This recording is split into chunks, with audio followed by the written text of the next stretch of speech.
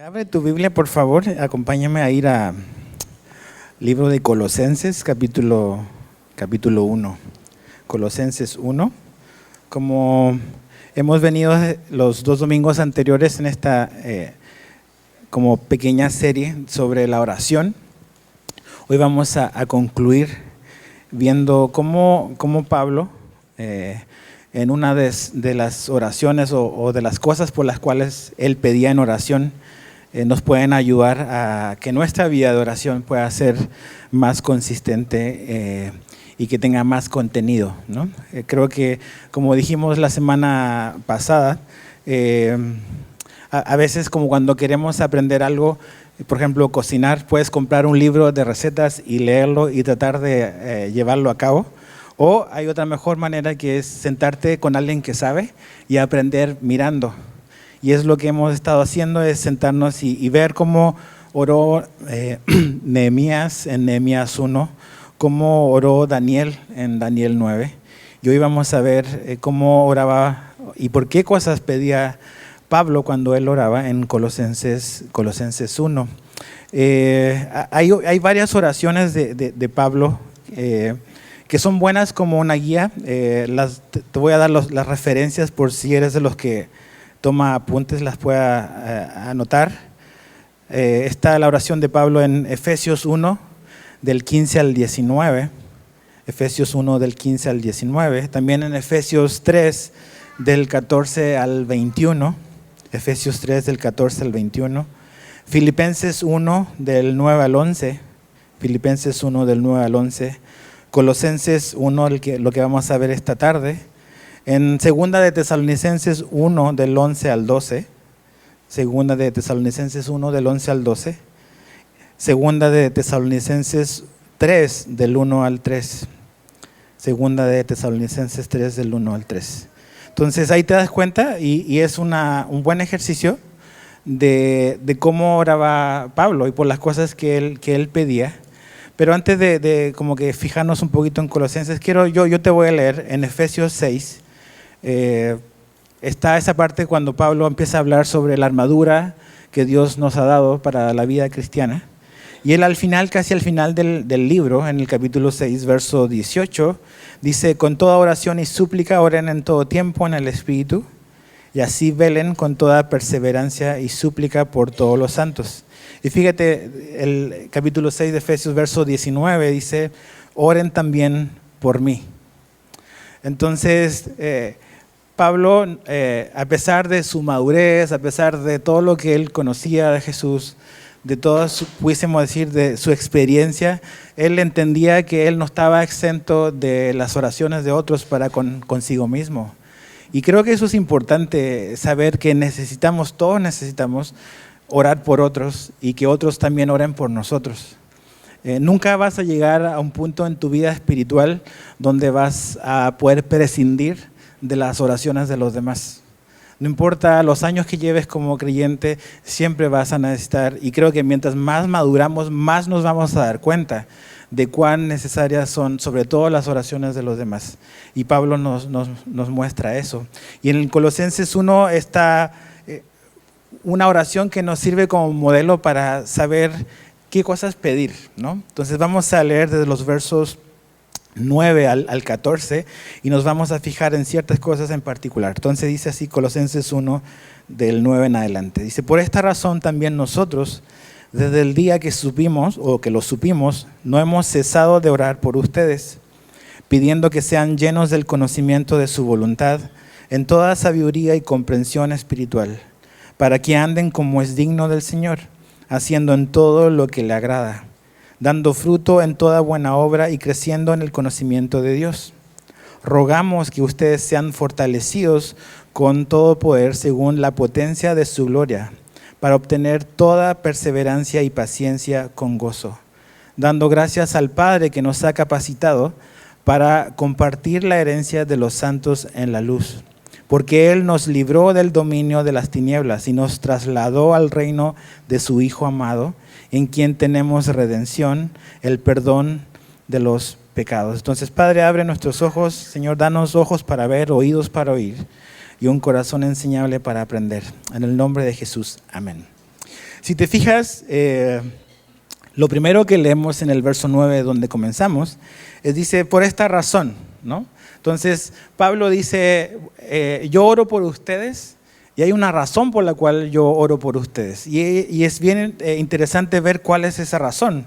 Si tú lees después en tu casa los versos anteriores, del 3 al 8, Pablo ahí da la razón por la cual él está orando por los colosenses.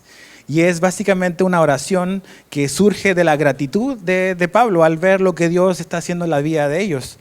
Vas a ver que Pablo está agradecido por la fe que los colosenses tienen, que Pablo está agradecido por el amor que ellos han demostrado. Pablo está agradecido porque él ve en ellos una esperanza que han puesto en Jesús. Y también Pablo los reconoce porque ellos han crecido, la iglesia ha crecido, y todo eso es digno de ser reconocido y de dar gracias. Entonces, cuando dice por esta razón, Pablo nos está dando en los versículos anteriores la razón por la cual él está orando, y es gratitud. Entonces pensaba muchas veces en que nuestras oraciones generalmente tienden a surgir o tendemos a orar porque estamos en un problema o porque hay una situación difícil. Y se vale orar así, se vale cuando estamos en un problema, en una situación difícil, que oren por nosotros y nosotros orar por otros. Pero esta oración, esta en particular de Pablo, no está orando por los colosenses porque hay un problema con los colosenses o porque ellos están pasando a un tiempo difícil necesariamente. El buen momento de los colosenses, la fe en la cual ellos están creciendo, es lo que ha motivado a Pablo a orar en gratitud. Entonces, pensaba un poco en esto, ¿cuándo oramos? ¿O por qué oramos? Oramos cuando las cosas están mal, pero oramos cuando las cosas están bien, ¿no? A veces tenemos esta idea de que la oración es básicamente para apagar incendios, ¿no? Entonces pasa algo y híjole, voy a tener que orar, no me queda de otra, ¿no? Así como que, bueno, el último recurso. Y es como un extintor, le echamos fuego a la cosa y ya, a ver si se apaga.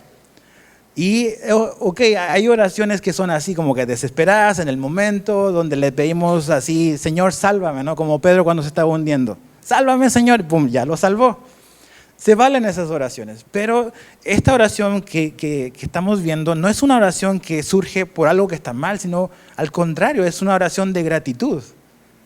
Entonces, no podemos pensar que cuando las cosas están bien, podemos dejar de orar. Como que, bueno, no hay nada malo pasando, entonces no tengo nada que pedirle a Dios. No, al contrario. A veces en nuestros tiempos más tranquilos, más como confiados, es donde a veces hay más peligro, porque nos tendemos a relajar. Entonces Pablo ora por ellos, ora siempre por ellos. De hecho, un texto que hemos leído varias veces estas semanas está en Primera de Tesalonicenses 5, 16 y 18, que dice: estén siempre gozosos, oren sin cesar, den gracias en todo, porque esta es la voluntad de Dios para ustedes en Cristo Jesús. Pablo dice, yo estoy agradecido por lo que Dios está haciendo en sus vidas y voy a orar por ustedes para que Dios continúe haciendo su obra en ustedes, ¿no? Entonces, por gratitud, y aún y que las cosas están tranquilas, debemos de orar. Esa es la razón por la cual. Ahora, ¿cuál es la extensión de la oración de Pablo? ¿Qué tanto él ora por las cosas? Si te fijas en el verso 9 también, dice, no hemos cesado de orar por ustedes. Y eso me habla de la extensión. ¿Qué tanto Pablo ora por algo? Pablo no ha dejado de orar por los colosenses desde que comenzó a orar por ellos. Eso también es un buen principio a imitar de Pablo. Y más que una oración extensa, la oración de Pablo ha sido extensa a través del tiempo, no tanto una oración extensa en tiempo. ¿A qué me refiero con eso? A veces pensamos que una oración que llega al cielo y que Dios escucha debe ser una oración de 2 horas, ¿no? Entonces pensamos que mientras más oramos es más espiritual. Y no digo que sí o no. Evidentemente cuando estamos creciendo en nuestra vida de oración, nuestros tiempos con el Señor van a ser más largos. Pero en la Biblia nunca se nos dice que de 1 hora para arriba son las oraciones que llegan y de 1 hora para abajo pues nada más hasta el techo. No hay un tiempo realmente. Lo que sí la Biblia nos dice es lo que leímos en Tesalonicenses: orad sin cesar. Y eso habla de que en nuestra vida debemos de estar constantemente orando por las cosas. Evidentemente Jesús nos enseñó en el Padre Nuestro, cuando Él enseña esa oración, de que hay un lugar cuando oramos, cuando debemos de estar solos, cuando debemos de estar aislados, en un lugar privado, secreto, donde podamos estar confiadamente y tranquilamente hablando con Dios. Pero también vemos en la Biblia muchas oraciones que fueron en otros lugares, en otros contextos. Entonces podemos orar, podemos hablar con Dios donde quiera que nos encontremos. Lo importante es orar siempre, estar constantemente orando. Por eso dice, no hemos cesado de orar. O sea, la oración de Pablo por estos hermanos ha sido constante y consistente a través del tiempo. Entonces, la pregunta que surge de todo esto es, ¿qué tan consistentes en el tiempo hemos sido en nuestras peticiones de oración? Le hemos presentado a Dios quizás alguna situación de nuestra vida, de nuestra familia o de algo, pero hemos sido nada más como que ocasionales. Hemos pedido una vez y como que lo hemos dejado ahí.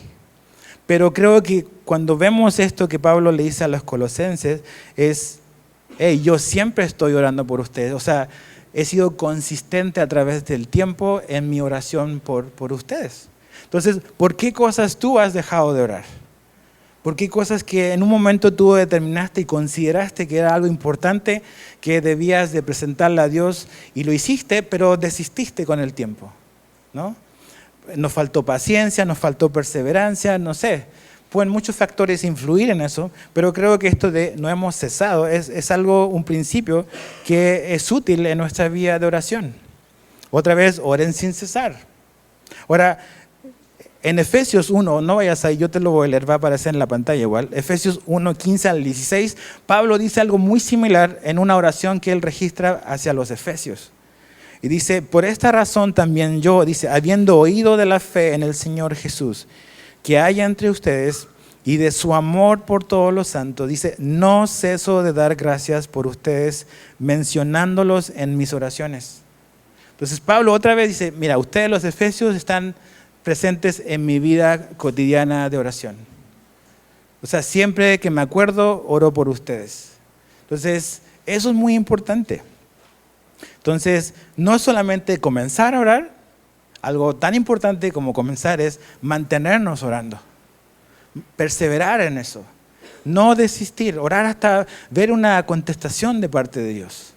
Y me refiero a contestación, no necesariamente que Él diga todo, sí, pero evidentemente tú vas a identificar cuando Dios te está respondiendo con un sí, con un no o con un todavía no, que también es una respuesta que Dios nos da. Entonces, Alberto decía hace un rato que esta semana que pasó estuvimos orando por muchas cosas. Y es importante haber tenido este tiempo como iglesia de orar, pero queremos permanecer y no cesar de orar por esas cosas. Y esa es la razón por la cual vamos a publicar o a tener ahí disponible como que esta guía de las cosas por las cuales oramos esta semana y seguiremos orando a lo largo del año para ver qué es lo que Dios puede hacer. Ahora, algo muy importante que pensaba cuando leía esto es que muchas veces nosotros decimos, voy a orar por ti, y no lo hacemos. ¿Verdad que sí? A veces, a mí me pasan muchas veces, pues soy el pastor, tengo que decir eso, ¿no? Voy a orar por ti, voy a orar por ti, voy a orar. Y a veces dice, ¿a quién le dije? Entonces se me olvida, la verdad. Confesiones de pastor, ¿no?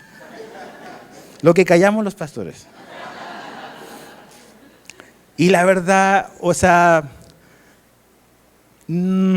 hablamos mucho y hacemos muchas promesas que no cumplimos. Pero eso no le pasa solamente a los pastores, así que no me vean así. Nos pasa a todos. Voy a orar por ti, voy a orar por ti, y se nos olvida. Entonces, cuando estaba leyendo esto esta semana, dije, ok, tengo que ser más cuidadoso cuando diga, voy a orar por ti. Porque realmente quiero hacerlo. Y no quiero dar una falsa promesa. Entonces, si vamos a decir, me comprometo a orar por ti, que lo hagamos. Si no estoy dispuesto a comprometerme, mejor no hago ninguna promesa. Pero que podamos honrar nuestra palabra y que como Jesús dijo, nuestro sí sea sí y nuestro no, no. Entonces, ahora, si te fijas, Pablo, su oración está motivada por gratitud, también su oración fue constante, pero también su oración es específica. Si te fijas en el verso 9, como la mitad del verso 9, dice, pidiendo que sean llenos del conocimiento de su voluntad. Hemos dicho a lo largo de esta serie que orar no es sinónimo solo de pedir, ¿ok? Hay muchas cosas, factores que entran en una oración, pero evidentemente en una oración también podemos pedir. Ahora, la oración de Pablo que está registrada aquí, como las oraciones registradas en todos los textos que te mencioné, la oración y las peticiones de Pablo son bien específicas y todas son espirituales. Son oraciones espirituales específicas. No es nada más Pablo dice, yo oré para que Dios los bendiga, así como muy genérico. No. O sea, dice, yo le pido a Dios esto y esto y esto por ustedes. Es como lo que Hebreos nos dice. O sea, Pablo se acercaba con confianza al trono de gracia. Y decía, Señor, dale esto a la gente, haz esto por ellos. Y así debemos de orar. De hecho, creo que este es un buen ejemplo de cómo oraba Pablo. Es bien específico en sus peticiones. Y de hecho, creo que debemos de orar más como él. Orar como un apóstol, como los de veras, los de la Biblia. Y así oraba Pablo, así podemos orar nosotros, con cosas bien específicas, espirituales, que él está pidiendo a Dios por los colosenses. Ahora, ¿cuáles son esas peticiones? Lo primero que dice es que ellos puedan ser llenos del conocimiento de la voluntad de Dios. Esa palabra, llenos del conocimiento, es una palabra interesante porque en el primer siglo había todo este rollo que se estaba como que conformando, que era este movimiento de los gnósticos. Cuando estudiamos, ¿se acuerdan? Primera Juan, hablamos mucho de ellos, que eran estos como que maestros que decían que había un conocimiento secreto, elevado, que solo algunos iluminados podían como que tener acceso a ellos. Y que si tú, incluso siendo cristiano, querías como que aprender estas cosas misteriosas y profundas, tú los necesitabas a ellos. Entonces, esa filosofía, esa corriente, era muy fuerte en el primer siglo y Pablo habló mucho en contra de esta idea. Y esta palabra cuando dice, sean llenos del conocimiento, de hecho la palabra es gnosis, tiene que ver con conocimiento, pero la palabra que usa Pablo aquí es epignosis, que quiere decir un pleno conocimiento, no solamente el conocimiento, sino un pleno, un absoluto, un completo conocimiento. Y lo que Pablo nos está diciendo es que tú y yo como cristianos podamos tener un pleno conocimiento de la voluntad de Dios. Un conocimiento completo. No estamos de un maestro oculto o un falso maestro que nos lleve a conocer las profundidades de Dios. Cada creyente tiene acceso a conocer la plena voluntad de Dios. Entonces es muy importante el conocimiento de la voluntad de Dios. La idea es, como lo pone una versión más moderna de la Biblia, es que Dios quiere que tú y yo conozcamos su punto de vista. En este mundo todos dan su opinión de todo y todos pensamos que los demás deben de saber nuestra opinión. Pero realmente, ¿cuántos de nosotros nos preguntamos cuál es la opinión de Dios? La perspectiva de Dios. Entonces, hoy hay expertos en todo y los medios digitales dan como que chance para eso, para que todos podamos levantar nuestra voz. Pero realmente lo que nos debe interesar como cristianos es cuál es la opinión de Dios. ¿Cuál es su voluntad? ¿Cuál es su voluntad para mi vida? ¿Cuál es su voluntad para mi familia? ¿Cuál es su voluntad para mi vida laboral? Para todo eso, ¿cuál es la voluntad de Dios? Y nosotros podemos conocer eso. Entonces, ¿cómo es la manera en la que Dios nos ayuda a poder conocer su plena voluntad, el pleno conocimiento de su voluntad? Hay dos componentes. Uno es sabiduría espiritual, dice Pablo, que necesitamos eso. Dice el verso 9, dice, el conocimiento de su voluntad en toda sabiduría. O sea, el conocimiento de su voluntad implica toda sabiduría. Y no solamente dice toda sabiduría, sino que también y comprensión espiritual. Entonces, para conocer la voluntad de Dios necesitamos dos cosas: la sabiduría espiritual y la comprensión espiritual. Y la idea de sabiduría espiritual significa los principios de Dios. O sea, Dios tiene principios que Él nos ha revelado en su palabra. Son las verdades de Dios, que son verdades universales que se aplican en todo contexto, en toda cultura, en todo tiempo. Dios nos ha revelado su palabra y su voluntad.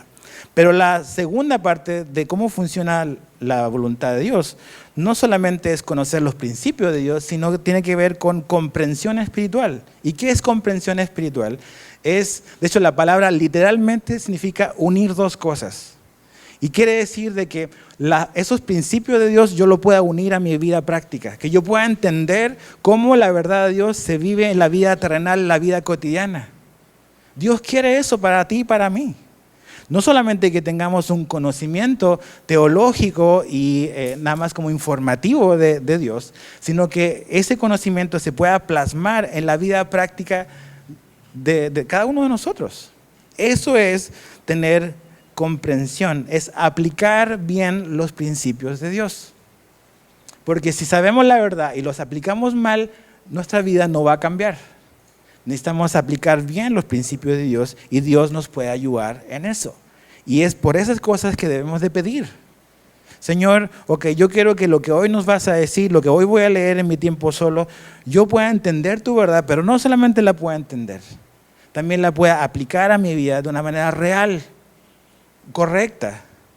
Y no nada más seguir mi intuición, sino qué es lo que el texto me está diciendo y cuál es la revelación que tú me quieres dar de lo que yo debo de aplicar a mi vida. Eso es comprensión. Es como lo típico, a veces, tenemos una escuela aquí, a veces los niños leen, y a veces las maestras le dicen, pero explícamelo, ¿no? Comprensión de lectura. Puede leer muy bien, pero ¿qué significa eso? Eso es importante. Comprender la verdad y a vivirla en nuestra vida cotidiana. Debemos de pedir por eso. Ahora, aquí hay una idea que Pablo menciona a lo largo de todas sus cartas y este asunto de sabiduría. La sabiduría del hombre y la sabiduría de Dios, como cosas que se contraponen. Entonces, quiero leerte algunas referencias, textos de referencia, donde Pablo habla, y creo que hay un buen lugar donde Pablo hace mucho énfasis en la sabiduría del hombre versus la sabiduría de Dios, que es en Corintios. Entonces, en 1 Corintios 1, 20 al 21, si quieres ir ahí, ve, pero te lo voy a leer en la Nueva Traducción Viviente, para que podamos tener una comprensión mejor de la idea. En 1 Corintios 1, 20 al 21, Pablo dice, así que ¿dónde deja eso a los filósofos, a los estudiosos y a los especialistas en debates de este mundo? Dios ha hecho que la sabiduría de este mundo parezca una ridiculez, ya que Dios en su sabiduría se aseguró de que el mundo nunca lo conociera por medio de la sabiduría humana. Usó nuestra predicación, entre comillas, ridícula, para salvar a los que creen. Después, en el capítulo siguiente, Pablo sigue como que hablando de la misma idea. En 1 Corintios 2, verso 4 al 5, dice, y mi mensaje y mi predicación fueron muy sencillos. En lugar de usar discursos ingeniosos y persuasivos, confié solamente en el poder del Espíritu Santo. Lo hice así para que ustedes no confiaran en la sabiduría humana, sino en el poder de Dios. Ahora, esa parte en particular la encuentro sumamente fascinante, porque ¿a quién le está escribiendo Pablo? A los corintios. ¿Y qué es Corintio? Es Grecia. ¿Por qué eran famosos los griegos? Por los filósofos, por los pensadores, por la gente que le gustaba hablar, debatir, argumentar, razonar. Y si Pablo me hubiese preguntado a mí, pero no lo hizo. No, yo le hubiese dicho, tienes que prepararte, tienes que dar buena oratoria, un buen discurso, todo, prepárate, porque los griegos no te van a escuchar si tú no llegas y les hablas como ellos hablan. Pero Pablo dice, no, mi mensaje fue súper sencillo, muy sencillo. Dice, no ingenioso, no persuasivo, yo confié en el poder del Espíritu. Y es fascinante. Después en el capítulo 2, versos 10 al 12 dice, pero fue a nosotros, dice, a quienes Dios reveló esas cosas por medio de su Espíritu. Pues su Espíritu investiga todo a fondo y nos muestra los secretos profundos de Dios. Nadie puede conocer los pensamientos de una persona excepto el propio Espíritu de esa persona, y nadie puede conocer los pensamientos de Dios excepto el propio Espíritu de Dios. Y nosotros, fíjate, esto es muy importante, y nosotros hemos recibido el Espíritu de Dios, no el espíritu del mundo, de manera que podemos conocer las cosas maravillosas que Dios nos ha regalado. Entonces, ¿cuál es la idea de Pablo? Es que la manera en que conocemos a Dios no es resultado de un ejercicio intelectual, de que si tú realmente eres muy, muy inteligente y te esfuerzas mucho mentalmente, en algún momento vas a llegar a conocer a Dios. Nuestra razón es importante. Dios nos dio un cerebro para pensar. Pero aún así, el conocimiento de Dios tiene que ver con una revelación de Él hacia nosotros. O sea, nunca podemos prescindir del Espíritu de Dios y decir, yo por mi propio camino voy a llegar a conocer a Dios, con mi propia sabiduría. Esa es la sabiduría de la cual Pablo se ríe.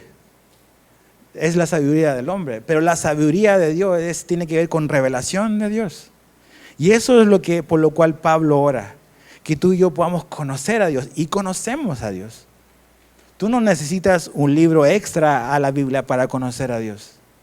No necesitas de un super maestro profundo iluminado para conocer a Dios. Tú puedes, porque el Espíritu de Dios vive en tu vida. Y porque tienes este libro, puedes conocer a Dios.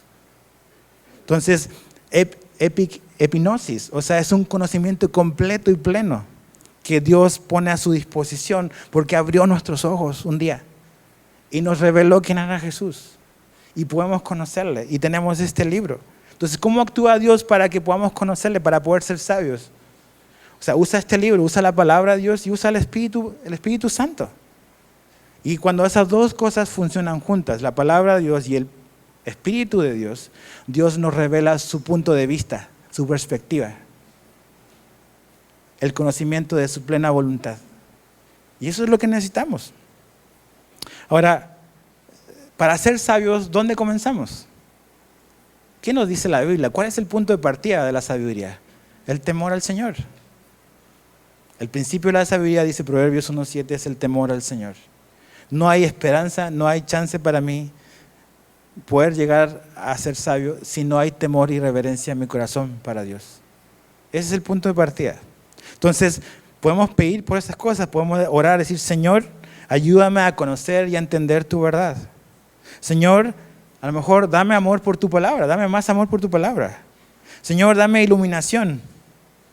Señor, ayúdame a aplicar tu verdad en todas las áreas de mi vida cotidiana. Así podemos orar. Ahora, ¿por qué otras cosas pide Pablo? Dice también en el verso 10, para que anden como es digno del Señor. Entonces, eso quiere decir de que la vida cristiana significa caminar y vivir de cierta manera. El cristianismo no es una serie de doctrinas y postulados intelectuales que nada más son algo de la mente o un conjunto de creencias. La vida cristiana también es una conducta específica, es una manera de vivir. Eso quiere decir andar. Entonces, la vida cristiana es una vida de una persona que ha sido transformada y que está en proceso de transformación. Tu vida como creyente está siendo transformada por Dios. Mi vida también. Dios no ha terminado todavía con nosotros y hay esperanza. Entonces, pero evidentemente nuestra vida cristiana debe dar evidencia y debemos de caminar de cierta manera, que es una evidencia de que efectivamente Dios nos ha cambiado. No solamente el cristianismo un conjunto de creencias, sino que también es una conducta. Y esa conducta está reflejada por el efecto de la verdad en la vida de una persona. Tú y yo vivimos de acuerdo a lo que pensamos, a lo que creemos. Tú todos los días te paras y te levantas y vives de acuerdo a tus convicciones, a lo que tú piensas que es correcto. Nuestra creencia modela nuestra conducta. Entonces, Dios nos renueva el entendimiento, nos da su palabra y esa palabra nos va a rectificar nuestra conducta. Vamos a vivir una vida distinta como Dios es digno. Porque nuestra conducta le importa a Dios, la manera en cómo vivimos. Si tú ves las cartas que el apóstol Pablo escribió, te vas a dar cuenta que siempre como que tiene una estructura que es bastante similar. Él siempre comienza con la parte doctrinal o teológica, por decirlo de alguna manera. Él habla de todo lo que Dios hizo por nosotros por medio de Jesús, de lo que significa nuestra condición y de lo que Cristo hizo para salvarnos. Pero después, generalmente, la segunda parte de sus cartas, Pablo empieza a hablar de la parte práctica. Cómo la teología va a afectar nuestra vida práctica, porque siempre están conectados. No es que primero tenemos que cambiar nuestra vida y después creer algo, sino que creemos algo y eso cambia nuestra vida. Y siempre la verdad está conectada con un cambio en nuestra manera de vivir.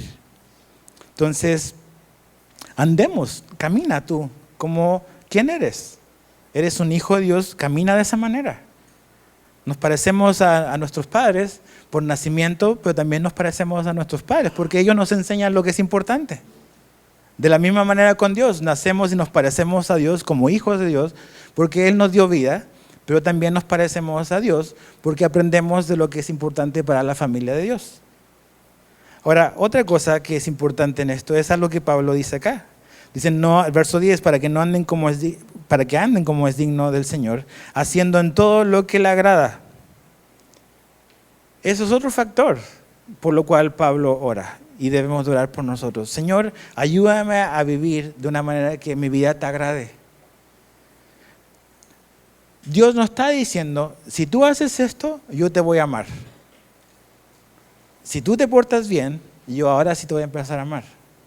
El amor que Dios nos da es un amor que Él toma la iniciativa. Y nuestra vida por medio de Jesús ya le agrada. Pero ahora que hemos sido amados y que hemos sido cambiados por Dios, cuando tú amas a Dios de vuelta, tú quieres agradar a la persona a la que amas. Es normal. Un papá demuestra su amor con sus hijos con acciones. Un esposo demuestra su amor hacia su esposa con acciones. Le quiere agradar, le ama. De la misma manera es con Dios. Tenemos una relación con Él y si estamos en esta relación de amor, queremos que nuestra vida le agrade. Queremos causarle placer y deleite a Dios porque le amamos. Entonces, vivir para agradar a Dios. ¿Y qué significa eso en palabras sencillas? Significa que le voy a agradar cuando yo vivo de acuerdo al estándar de Dios. Vivir para agradar a Dios es vivir de acuerdo al estándar de Dios. No de acuerdo a mi estándar, no de acuerdo al estándar de este mundo, de acuerdo al estándar de Dios. Dios dice, esto es así, esto es verdad, esto es... Ok, si yo quiero agradarle, voy a caminar en lo que Dios dice que es agradable para Él. Ahora, cuando tú y yo caminamos de acuerdo al estándar de Dios, eso va a traer problemas, puede traer oposición y resistencia. No podemos pensar que a todos los que nos van a ver, o nuestra familia, o todos nuestros amigos, si tú empiezas a caminar con Jesús y tu vida empieza a cambiar, que todos van a estar contentos con eso. O sea, no todos nos van a aplaudir de pie, mira que por fin dejó el alcohol, por fin dejó... Nada. Estaba viendo esta semana un reportaje sobre un músico que me gusta mucho, se llama Johnny Cash. Él es del siglo pasado, muy buen músico, pero él batalló su vida con adicción a los medicamentos y a las drogas. Y él es un ícono en la música de Estados Unidos. Comenzó más o menos paralelo cuando Elvis Presley comenzó. Y de hecho Elvis Presley tuvo mucho que ver en la adicción de las drogas de Johnny Cash. Pero en un momento después de muchos fracasos de la vida de Johnny Cash, él viene a conocer a Cristo, ¿no? Conoce a Jesús y rinde su vida a Cristo. Y su vida cambió. Y las temáticas de sus canciones también cambiaron. Y uno de sus hijos, que es el productor de este documental, decía que hubo una década, no sé si fue la de los 80, donde Johnny Cash, después de su conversión, no puso ninguna canción que fue éxito en la radio. Y que en la casa disquera, no recuerdo cuál era, le dijo a Johnny Cash, ¿sabes qué? Hubiésemos preferido que hubieses seguido esclavo del alcohol, de la droga y en la cárcel, pero que nos hubieses dado un éxito en la radio. Entonces tú dices, ¿de verdad? O sea, ¿eso significa? Entonces cuando tu vida cambia y tu vida empieza a dejar todas estas cosas, no todos te van a aplaudir. O sea, yo conozco personas acá que gente ha dejado adicciones y en su familia le han dicho, ¿sabes qué? Te preferíamos borracho como antes que ahora que vas a la iglesia todos los domingos. ¿En serio? Dices, órale, pues es eso. Vivir de acuerdo al estándar de Dios no a todos les va a gustar. Pero tenemos que preguntarnos, ¿a quién vamos a agradar? Todo se trata de eso. ¿A quién quieres agradar? Y todos queremos encajar, y a veces para encajar en un grupo, cedemos y transamos. Pero todo tiene que ver a quién queremos agradar. Ahora, ¿cómo sabemos si vamos por buen camino o no? Creo que aquí Pablo nos dice que ciertos indicadores que nos pueden servir para saber si vamos por buen camino. Dice en el verso 10, dando fruto en toda buena obra y creciendo en el conocimiento de Dios. Una persona que está conociendo a Dios y que ha nacido de nuevo y que está en esta relación real con Jesús, va a comenzar a dar fruto, y mucho fruto. De hecho, puedes leer después en Gálatas 5, ahí está la lista de cómo se ve el fruto del Espíritu. Comienza con amor. Pero evidentemente, si tú y yo tenemos una relación con Jesús, nuestra vida va a dar fruto. Jesús dijo en Juan 15:5, dice, yo soy la vid, vosotros los pámpanos. El que permanece en mí y yo en él, este lleva, dice, mucho fruto. Porque separados de mí, nada podéis hacer. Ahí la palabra clave en esa porción es permanecer. El permanecer es quedarte en un lugar siempre. Entonces, si tú y yo nos quedamos con Jesús y permanecemos en él, no nos movemos de ahí, nuestra vida invariablemente va a dar mucho fruto.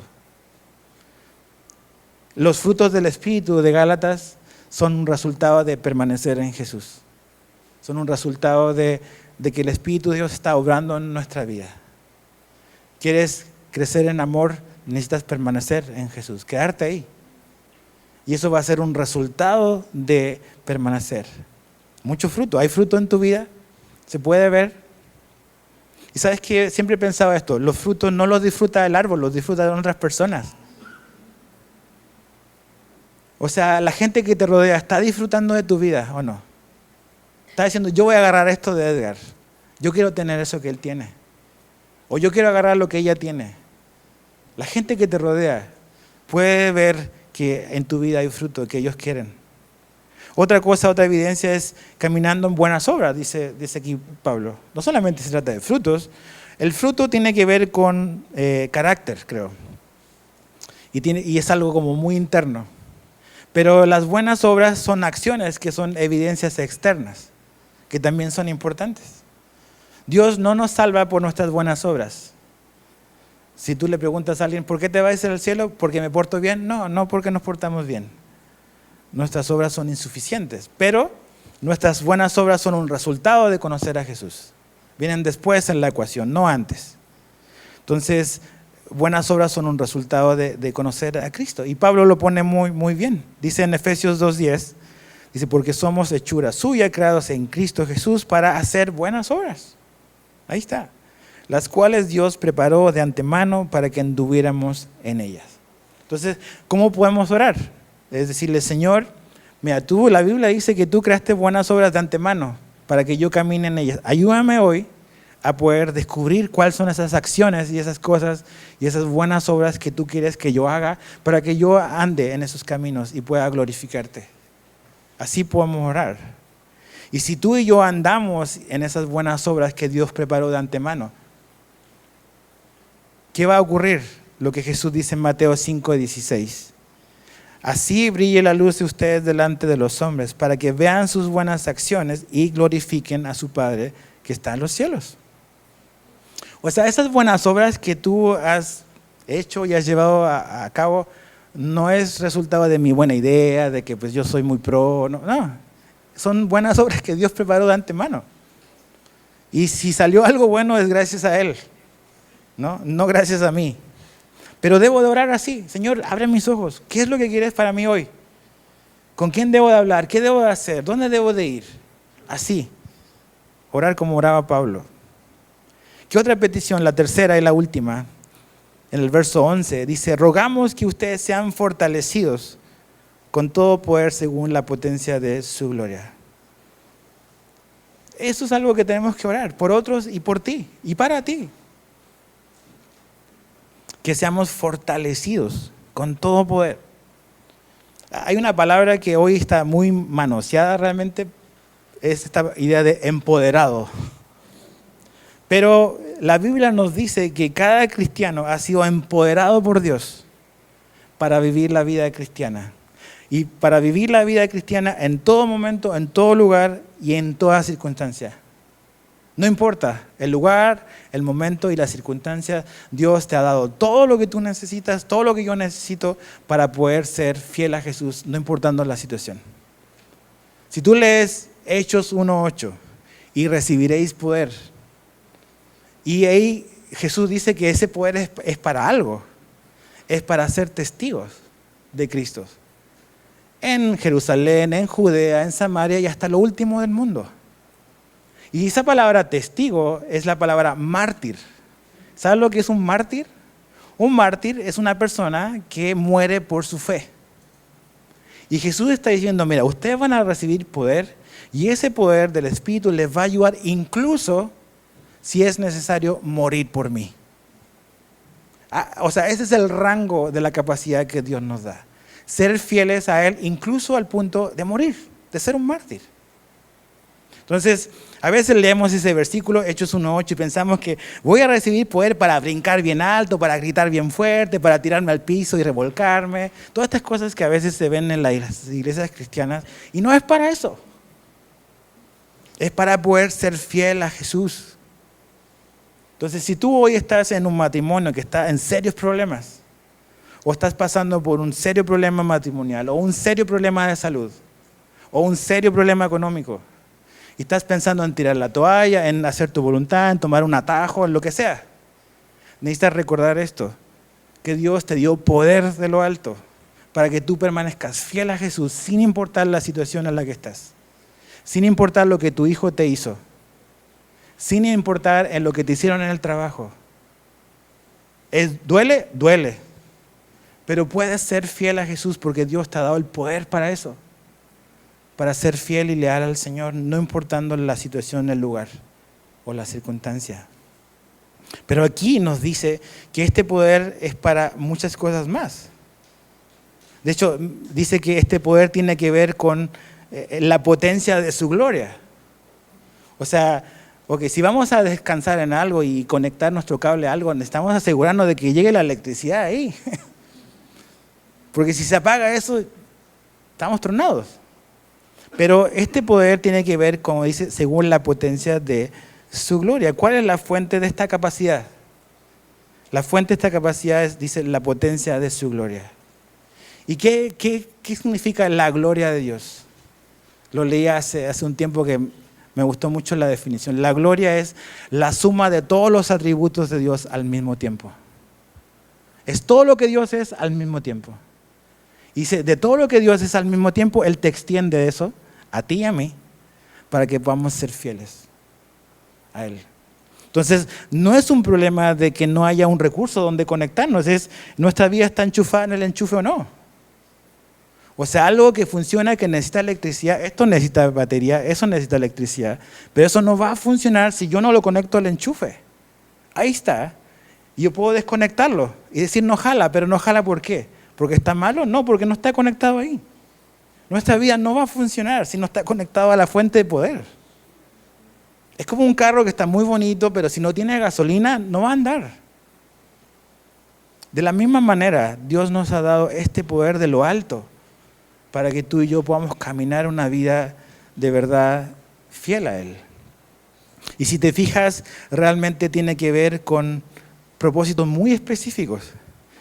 Dice, rogamos, verso 11, que ustedes sean fortalecidos con todo poder según la potencia, esa es la fuente, pero ¿para qué? Dice, para obtener toda perseverancia y paciencia con gozo. El resultado del poder de Dios en nuestra vida va a ser perseverancia, paciencia y gozo. Creo que este versículo es bueno, también como el de Hechos 1:8, porque tenemos todas estas ideas medias erróneas sobre qué es lo que hace el Espíritu Santo en la vida de una persona. Hechos 1:8 es poder para ser testigo, para incluso morir por Jesús. Pero el poder del Espíritu de Dios aquí es para darnos perseverancia, para darnos paciencia y para darnos gozo. En Efesios 3:16, Pablo dice lo siguiente, dice, le ruego que Él les conceda a ustedes, conforme a las riquezas de su gloria, el ser fortalecidos con poder por su Espíritu. Dice, en el hombre interior. Entonces, a lo mejor estás, otra vez lo que yo decía hace un rato, estás en serios problemas ahora. Hay una situación que no te está dejando dormir, que te tiene así muy preocupado, lo que sea, familiar, laboral, económica o de salud, o un problema matrimonial, lo que sea. Y tú estás así como que a punto de tirar la toalla y decir, yo ya no puedo más, yo voy a dejar de hacer esto. Y dices, ¿cómo le hago para poder como que permanecer? Aquí dice que Dios nos da su poder para poder perseverar, para continuar. Y no solamente como que perseverar y tener paciencia, sino que tener gozo en la paciencia. Yo le decía a los de la mañana, al de las 10 de la mañana, decía, ok, a veces nos toca esperar y no nos queda de otra, ¿no? Vas a una oficina pública, vas al seguro social, vas a tener que esperar. Por eso te llaman paciente, ¿no? Pero en el fondo nos toca esperar porque no nos queda de otra. Pero por dentro estamos con una mala actitud. Si nos acercamos a la persona del mesón empezamos a quejarnos, a decirle por qué no me atendió, todo lo que tú y yo hacemos. Pero muy distinto es si tú estás esperando y te echas las 5 horas ahí en la fila, a pleno sol, pero con una sonrisa en la cara. Dicen, no, eso es imposible. Exactamente, es imposible para ti y para mí. O sea, podemos ser perseverantes a lo mejor un poquito. También necesitamos ayuda para la perseverancia. Podemos ser pacientes, no sé. Pero perseverancia y paciencia con gozo es otras ligas. Y para eso Dios nos da su poder. Entonces, no tires la toalla. Y en esa espera, pídele a Dios que te ayude a cambiar tu actitud y mi actitud. Para eso nos da su poder.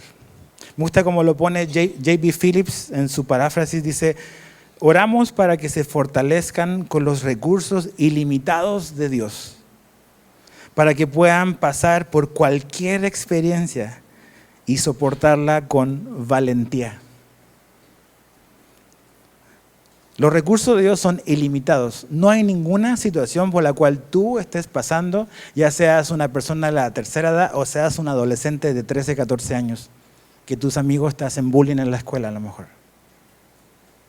No hay ninguna situación, ninguna, que los recursos ilimitados de Dios no sean suficientes para ayudarte, aunque seas un adolescente de 12, 13 años. Todos sus recursos son suficientes. Y cualquier experiencia que sea, por más dura que la tengas que pasar, de salud, familiar, todo esto, lo puedes soportar con valentía.